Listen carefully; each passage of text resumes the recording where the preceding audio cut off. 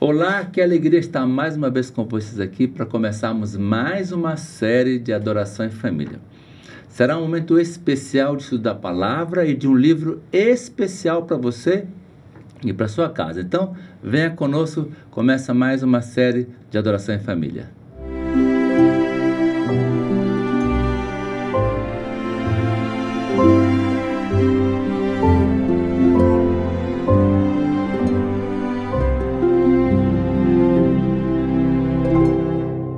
Nesse ano, a série será muito especial porque trata de um tema muito relevante. Então, vamos estudar a Bíblia, como vocês sempre sabem, todo ano. A Bíblia é a nossa regra de fé, de conduta, é a nossa guardiã. Junto com a Bíblia, estudaremos o livro A Mais Linda História de Amor. Esse aqui é o livro, é a história da redenção, de uma forma sintetizada, trazendo para nós toda a história do plano da salvação, não só apenas para o mundo, mas para você, para sua casa e para sua família. Agora, escolhemos pessoas super, mega especiais para estar conosco, para compartilhar os 8 temas que teremos durante toda essa série. Pastor Hélio Carnassale, meu amigo, seja muito bem-vindo, pastor. Se apresente para nós, por gentileza. Muito obrigado, pastor Wallace, pelo convite. É uma alegria estar aqui, compondo a mesa do Adoração em Família. Eu trabalhei para a igreja 40 anos, 4 meses e 21 dias no meu ministério, Nossa! no meu ministério oficial. Mas continuo ministrando com muita alegria. Aqui na divisão foram os meus últimos 6 anos. Agradecido a Deus por esse privilégio, onde eu trabalhei nos departamentos de Espírito, Profecia e Liberdade Religiosa. Atualmente, já jubilado, moro com a minha esposa em Tatuí, a sede da Casa Publicadora, lá na cidade de Tatuí. Dona Vânia. Dona Vânia, minha esposa, enfermeira. E ao nosso lado mora a filha mais velha, a Joyce, com seu esposo e os 2 filhos, o Eduardo e o Henrique. E a filha caçula, a Paola, casada também, mora em Engenheiro Coelho. Então essa é a nossa família e é com muita alegria que nós estamos aqui revendo a divisão e participando de mais uma edição desse programa que eu aprecio muito, que é o Adoração em Família. Obrigado pelo convite, pastor Alas. Que alegria, eu estava pensando ontem, né? Eu disse, poxa, o pastor Hélio trabalhou no NASP, trabalhou na Superbom, na Casa Publicadora, foi orador da Voz da Profecia, né? Olha que coisa fantástica, né? E comportagem. E é meu amigo, né? Isso é uma coisa assim, muito especial, né? Deus me abençoou muito, me honrou muito com tudo aquilo que Ele me permitiu experimentar na igreja e na sua obra e continua me abençoando muito. Que bom, pastor Hélio. Muito obrigado por ter aceito o nosso convite. Obrigado conosco, pelo convite. Né? E junto com ele, para compor aqui a nossa mesa, pastor Josana Alves. Pastor, meu vizinho, Josana Alves, gente boa, um homem assim muito especial mesmo, até porque quando você mora perto do indivíduo, você sabe se ele de fato é o que ele parece ser. Pastor, muito obrigado por esse nosso convite. Obrigado, pastor. E se apresente, você e a sua família. Uma alegria também estar aqui com vocês, com 2 amigos queridos, homens que admiro muito, e uma alegria poder compartilhar durante essa semana temas tão relevantes. Eu sou pernambucano, nasci em Pernambuco, estou como pastor trabalhando há 23 anos e casado com Gleice há 21 anos e pai do Samuel e da Glenda. A Glenda está no colégio interno, Samuel está a caminho também de ir para o colégio, mas estão na adolescência ali, 15 e 16 anos, e são uma bênção, Deus tem me abençoado muito. E durante esse período trabalhei em vários distritos pastorais, sempre no Nordeste, e há 15 anos estou trabalhando na área de mordomia cristã, em algumas uniões, alguns campos, e agora na sede da igreja para a divisão sul-americana. E pastor Alas, né? Eu tive o privilégio de dividir o mesmo espaço com o pastor Josanã nos meus últimos anos aqui da divisão. É verdade, vocês trabalhavam na mesmo ambiente. No mesmo ambiente, então, eu fui abençoado com a presença dele ali, como meu vizinho de sala. Foi muito gostoso. Dividimos os serviços da mesma secretária, foi muito bom. Todo dia a Josana recebia um abraço, né?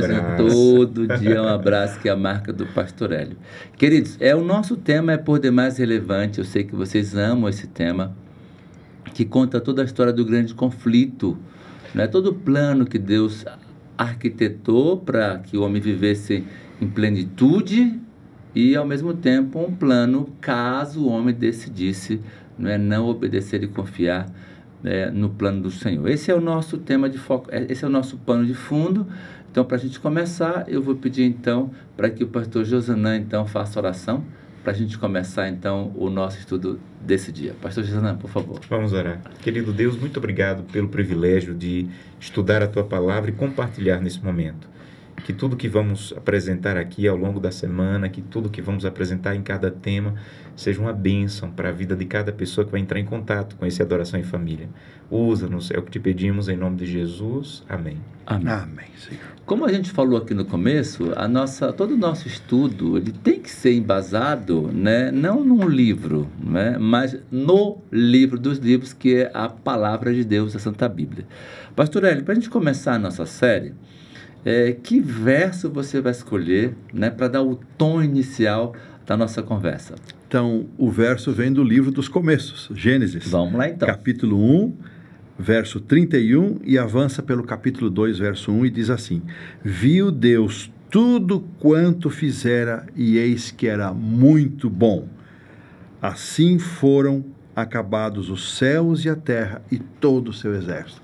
Esse texto é muito interessante porque ele coloca um selo de qualidade naquilo que Deus fez. Deus fez tudo muito bom, perfeito. Assim terminaram os céus e a terra, a obra da criação. O passo seguinte foi estabelecer o sábado como evento comemorativo, completando a semana da criação. Como nós vamos estudar um tema muito impressionante e forte, é importante que a gente tenha essa compreensão que Deus fez tudo muito bom, perfeito, da melhor qualidade possível. Nesse plano original de Deus, pastor Josanã, qual que era o sonho que ele tinha para nós? Para mim, para você, para nossa família, para Adão, qual era o plano que ele tinha? Qual era o sonho que ele tinha no coração? Era de dor, sofrimento? Como é que era esse negócio? A Bíblia deixa claro que Deus ele é perfeito e tudo que ele faz com perfeição. Uhum. Então, o guia de estudo dessa semana, ele apresenta várias citações que dizem que o plano de Deus era perfeição, era bondade, era liberdade, era felicidade eterna. E, na verdade, esse nunca deixou de ser o plano de Deus. Então, nós vamos estudar ao longo dos dias como o pecado entrou e tentou destruir isso, mas o plano de Deus ainda é esse. Deus não desistiu do seu plano de restaurar, de cuidar, de trazer felicidade. Então, o plano inicial de Deus, apesar de, por escolha humana, ter desviado do que era o original, mas Deus vai colocar em ordem. E essa é a grande esperança que nós temos. Olha que coisa interessante, né? Cada um de nós também tem sonho para nossa casa, nossa família. Pastor Hélio, pode ser que algumas pessoas que estão assistindo não tenham aí uma noção clara de algumas coisas. Eu queria, assim, pontuar, talvez de forma objetiva, mas quem era Lúcifer? A descrição de Lúcifer é assim impressionante. Era um ser criado e entre os anjos ele ocupou uma posição exaltada, uma posição de distinção. Ele servia na presença de Deus, porque há também uma hierarquia entre os anjos. Que interessante, hein? E Lúcifer, ele estava entre os poucos anjos que tinham acesso à presença de Deus. Então, muito marcante isso, muito impressionante. E ele exercia também uma liderança entre os anjos. E algo marcante nessa história é que como é possível um ser tão exaltado, criado por Deus, perfeito, como lemos na palavra no início e reafirmamos isso, como pôde um mundo de perfeição, um cenário de perfeição, um ambiente perfeito, como pôde surgir a imperfeição? Não há resposta, não há explicação que nos leve a compreender. Por isso a Bíblia chama esse episódio de o mistério da iniquidade. E não temos como compreender isso. Não há resposta humana que esclareça. Eu li um parágrafo na revista dos 10 Dias, coordenada pelo pastor Josanã, que eu nunca tinha prestado atenção nesse parágrafo de Ellen White, onde ela disse, não tem explicação. Pronto. E não haverá. Porque a gente acha que chegar no céu, não haverá. Uhum. Ela fala claramente isso, lembra desse parágrafo? Sim. Não tem e não haverá. Porque quando chegarmos no céu, aí que nós não vamos entender mesmo. Como é que pode? Eu nunca tinha pensado por esse ter vivido isso e abandonar. Como é que pode alguém nesse ambiente, agora já nós nos transportando para... Como é que foi possível alguém num ambiente tão lindo, tão perfeito? Aí que a gente não vai entender mesmo. Então, é assunto que a gente não precisa se demorar demais, porque... mas ele fica, às vezes, como uma goteirinha gotejando, né, perturbando. Tem outras coisas para a gente se demorar. Especialmente a misericórdia de Deus, a paciência de Deus, a maneira como Deus lidou com ele quando ele toma a decisão. E essa é uma coisa interessante. Como é que Satanás, ou Lúcifer ainda, né, chegou a ter ciúme de Jesus? Como é que ele teve inveja? Aí vem uma coisa, isso é interessante. Jesus, entre suas funções na divindade, é estar próximo das suas criaturas. E Jesus estava tão misturado com os anjos, embora eles reconhecessem que Jesus era diferente, mas não tinham suficiente clareza da plenitude da divindade de Cristo. Em algum momento, Deus convoca, quando esses sentimentos começaram em Lúcifer, Deus onisciente, sabedor de todas as coisas, ele convoca uma assembleia e ele demarca com toda clareza que Cristo era um com o Pai, um com o Espírito Santo, eles eram um no mesmo, 3 pessoas mais um em mesmo propósito. E nessa ocasião, o nosso guia já traz esse texto, que Lúcifer se prostrou, mas no seu coração ele já sentiu inveja e rancor de Cristo.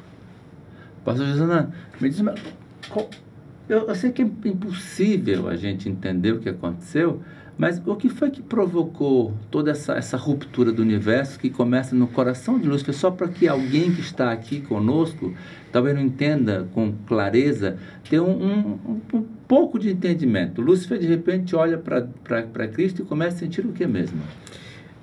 Tanto a Bíblia, em Isaías, e é bem claro, Ezequias também fala que ele sentiu inveja. Ele sentiu inveja.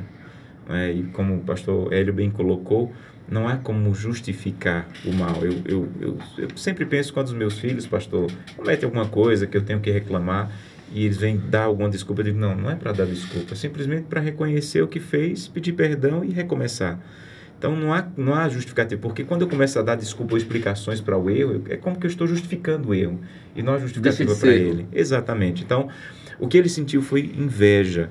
E talvez seja a coisa que ele mais conseguiu distribuir entre nós depois da queda, né? A inveja. O primeiro homicídio veio disso, né? Entre Caim e Abel, a inveja que Caim sentiu da decisão de Abel. Então, essa inveja que tem destruído lares, que tem destruído famílias, tem destruído casamentos, tem destruído a maneira como eu crio os filhos, esse não querer o meu lugar, não estar no meu lugar, sempre querer me sentir superior ao outro, mandar no outro, estar acima do outro. Isso tem destruído, e o que ele conseguiu destruir inicialmente no céu é o que tem destruído muitas famílias.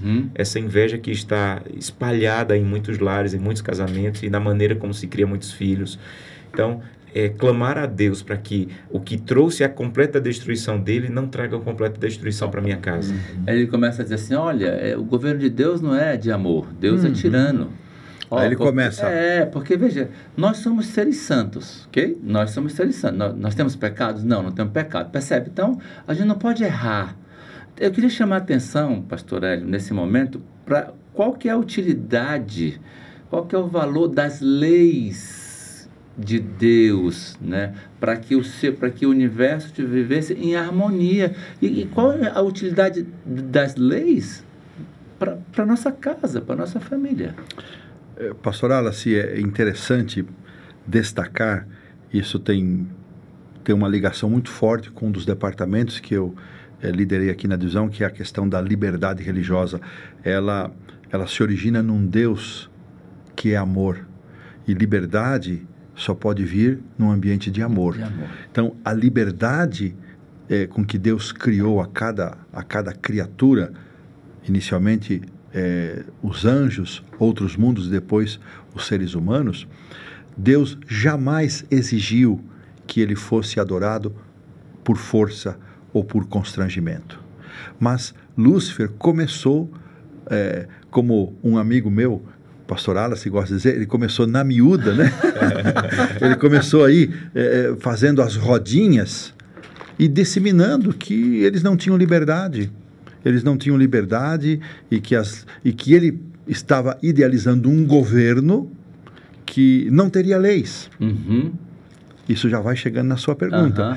E ele foi ganhando adeptos. Agora, Deus sabia de tudo que estava acontecendo. E aqui é magistral esse aspecto, né? E depois nós vemos, fazer um parênteses aqui, aí nós vemos todo o desdobramento desse governo que ele quis implantar sem leis. Um governo de tristeza. Um desgoverno. Um desgoverno de tristeza, de sofrimento, de morte, de destruição. O mesmo se dá se aplicarmos para a nossa vida e para a nossa família. As leis de Deus, elas não são leis de proibição, são leis de proteção. A cerca, o muro, como se queira dizer, não é um impedimento, uma proibição para que você não vá para o outro espaço, para o outro lado, simplesmente por um capricho do Criador. É porque Deus sabe que conhece o fim desde o princípio, conhece as coisas como nós não conhecemos, que este é o melhor para nós. Então, por que não crer? Por que não aceitar? Por que não receber essa orientação? E a primeira lei do céu é a ordem. E casas bem ordenadas, onde Cristo está presente com amor, elas têm maior chance de criar filhos também obedientes. Mas isso não é garantia, a gente sabe, mas tem mais chance. Tem mais chance de produzir filhos que vão interferir positivamente na sociedade. Pastor, ainda falando sobre a queda de Lúcifer, é uma coisa que eu acho que muitas famílias precisam compreender. Eu vejo muitas pessoas, pastor Hélio, se culpando porque o filho saiu da igreja, porque o filho está dando trabalho. Muito relevante. Eu vejo esposas se culpando porque foi traída, ou esposos. E Lúcifer estava num ambiente perfeito, filho de um pai perfeito. Se havia um ambiente ideal para criar um filho, era onde Lúcifer foi criado por Deus. O exemplo perfeito. Exemplo perfeito, lugar perfeito. E ele tomou decisões. Apocalipse capítulo 12, verso 7, diz que houve peleja no céu por essa decisão que ele tomou. E o verso 9 diz que ele foi expulso. Então, em nenhum momento a Bíblia vai apresentar Deus pelos cantos, dizendo, olha, foi minha culpa. Ele tomou a decisão. Então, há muitas pessoas que, ao invés de lidar com a queda de um filho, estão trazendo tanta culpa que essa culpa atrapalha a possibilidade de ajudá-lo a voltar. De restaurar o casamento. E há tanta culpa em algumas esposas que foram traídas, trazendo para ela a culpa da escolha do esposo, da traição. Então, quando eu olho para essa história da queda de Lúcifer, eu vejo um pai perfeito, mas com um filho livre. Eu vejo que existem casamentos que tinham tudo para ser perfeitos ou muito bons, mas a liberdade ali, a pessoa escolheu usar a liberdade para traição. Então, não traga culpa que venha trazer remorso, dor e impossibilidade de trazer a restauração. Você sabe que outro dia uma pessoa me procurou assim, né, muito desesperada, porque o filho havia abandonado a igreja e ela se sentia culpada. Eu perguntei, irmã, me diz uma coisa, qual foi a culpa de Deus com Lúcifer? Pois é. Ela, mas pastor, Deus não errou e tal. Eu digo, irmã, não quer dizer que a senhora não errou, não sei como foi a sua vida, mas o seu filho tem liberdade, assim como o Lúcifer teve liberdade. Qual foi o erro de Deus com Adão e Eva? Nenhum. Então eu tenho que fazer o meu melhor, como Deus fez, mas o livre-arbítrio, não é? Deus dá a todos, porque senão não haverá amor. Outro dia uma pessoa, assim, já de uma certa idade, sabe? Aquele homem duro, assim, né? Tradicional e tal, e conhecendo a verdade, falou assim, não, porque se eu fosse Deus, eu teria feito a ditadura do amor, né? A ditadura do amor, quer dizer, você só faria coisas boas, seria uma beleza, né? Eu digo, seria uma beleza, mas se é uma ditadura onde as pessoas não teriam liberdade para decidir, não seria uma coisa boa. Ao ser expulso, porque o tempo já está ali, né? Ao ser expulso, Lúcifer, ele desiste, né? Não, Deus estava certo, está tudo certo. O que ele fez? Ele veio para cá fazer o quê? Pastor Dom Hélio, como eu chamo você, o tempo está estourado, mas eu queria dar um passinho para trás, bem rápido, que é o seguinte, me impressiona a descrição de que os próprios anjos que foram abordados e não concordavam com a proposta de Lúcifer, eles mesmos tentaram dissuadi-lo e dissuadir os anjos que estavam aderindo. E um outro detalhe, pastor Josan, esse eu não tinha percebido que na convocação porque essa guerra foi uma guerra ideológica, não houve armas, uma guerra ideológica, e no momento final Deus convoca uma assembleia onde cada anjo teve que pronunciar audivelmente a sua posição. Eu fiquei impressionado com isso. Eles tinham que dizer de que lado estariam. E Deus não mata Lúcifer, não elimina o mal, porque essa é outra possibilidade, justamente porque muitos desses anjos que já tinham abrigado a inveja, a maldade, a desconfiança no coração, eles recolheriam isso e o mal permaneceria. Não, está vendo? Deus, Lúcifer estava isso certo. Aí, só daria razão. Então, e quando Satanás ele é expulso dos céus, então ele vai fazer planos para levar a sua proposta de governo para os mundos criados. Mas isso não era por um tempo indeterminado. Deus permitiu que ele tivesse acesso a esses mundos criados, depois a Terra, para oferecer a sua proposta. Nenhum mundo aceitou. E o nosso mundo a gente vai estudar no outro episódio. Mas que coisa interessante. E quando você olha acuradamente, detidamente, você percebe assim, que Deus primeiro fala a Lúcifer. Lúcifer, vem cá, filho. Eu sei o que está acontecendo. Assim, assado. Lúcifer fez assim. O seu coração fremiu. O livro fremiu, tremeu. Né? E ele tomou o desejo no seu coração de fato, né, reconhecer e mudar de vida. Mas com o passar dos dias, né, a gente, às vezes, a decisão começa a caducar. E aí, nesse ponto que Deus chama todos, para que todos percebam que Deus sabe, Deus está no comando, e apesar disso, permite que cada um toma a sua decisão. Está vendo? Por que a adoração só a Cristo? Porque Ele é o Criador. E muitas vezes nós queremos a honra, mas não queremos pagar o preço, não é, de que está atrelado essa honra também. O que podemos fazer, então? Vamos lá, para a gente terminar. O que podemos fazer para manter a nossa família, não é? Abrigada e protegida? Claro que cada filho, cada um terá a sua decisão, de tomar a sua decisão. O que podemos fazer para manter a nossa família mais saudável? Eu creio que o que Deus fez ao enviar, e o texto que estamos estudando hoje fala isso, que Deus enviou um anjo para avisar Adão e Eva. Tenham cuidado, se afastem do inimigo, cuidem um do outro, permaneçam juntos. Todo o tempo.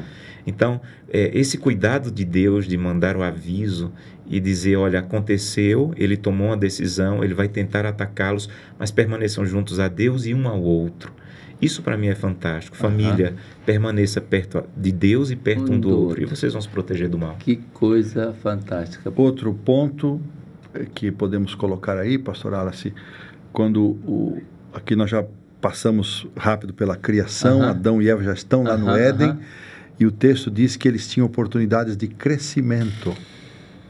Cada oportunidade ali com a natureza, na presença de Deus. Eu creio que isso também é um aspecto muito importante para a família pensar no crescimento em todas as áreas, no crescimento material, no crescimento intelectual, mas sobretudo no crescimento emocional e espiritual. Então, a família precisa se desenvolver junta, e os membros estar juntos, sempre tendo como alvo principal a imagem de Cristo, o modelo de Jesus. Quando não existe a harmonia no foco para onde estamos olhando, um cresce numa área, outro não se interessa e torna-se um fardo. Então, um exercício para cada família nossa é harmonizar o nosso foco de crescimento, dominado pelo espiritual. Percebam que o amor de Deus foi posto em xeque. E cada dia o mal tenta colocar o nosso amor lá em casa também em xeque. O nosso amor para com o nosso Deus, o amor para com as pessoas que dizemos que amamos, que é a nossa família. É um grande desafio e vamos aprender ao longo desse estudo como poderemos desfrutar desse amor inigualável. Pastor Josana, você pode orar para nós, para terminarmos esse primeiro estudo? Vamos orar. Vamos orar. Querido Deus, muito obrigado, porque apesar de o mal ter chegado e ser tão destrutivo, mas há um Deus que permaneceu conosco, que não nos abandonou, que não desistiu. Obrigado, e essa é a realidade que nós pedimos para cada família, que elas também não desistam de usufruir do amor, da bondade e do cuidado de Deus. É o que te pedimos em nome de Jesus. Amém. Amém.